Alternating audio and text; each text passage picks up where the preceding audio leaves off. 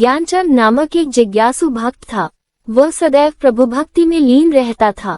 रोज सुबह उठकर पूजा पाठ, ध्यान भजन करने का उसका नियम था। उसके बाद वह दुकान में काम करने जाता। दोपहर के भोजन के समय वह दुकान बंद कर देता और फिर दुकान नहीं खोलता था। बाकी के समय में वह साधु संतों को भोजन करवाता, गरीबों की सेवा करता, साधु संग एवं दान पुण्य करता।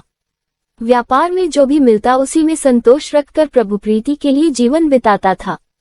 उसके ऐसे व्यवहार से लोगों को आश्चर्य होता और लोग उसे पागल समझते। लोग कहते, ये तो महामूर्ख है, कमाए हुए सभी पैसों को दान में लुटा देता है, फिर दुकान भी थोड़ी देर के लिए ही खोलता है, सुबह का कमाई करने का समय भी पूजा पाठ में गंवा देता है। यह पागल ही तो है। एक बार गांव के नगर सेठ ने उसे अपने पास बुलाया। उसने एक लाल टोपी बनाई थी।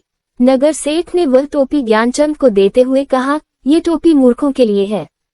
तेरे जैसा महान मूर्ख मैंने अभी तक नहीं देखा, इसलिए ये टोपी तुझे पहनने के लिए देता हूँ। इसके बाद यदि कोई तेरे से भी ज्यादा बड़ा मूर्ख दिखे तो तू उसे पहनने के लिए दे देना। ज्ञानचंद शांति से वह टोपी लेकर घर वापस आ गया। एक दिन वह नगर सेठ खूब बीमार पड़ा। ज्ञानचंद उससे मिलने गया और उसकी तबीयत और हालचाल पूछे। नगर सेठ ने कहा, भाई अब तो जाने की तैयारी कर रहा हूँ। ज्ञानचंद ने पूछा, कहाँ जाने की तैयारी कर रहे हो? वहाँ आपसे पहले किसी व्यक्ति को सब तैयारी करने के लिए भेजा कि नहीं?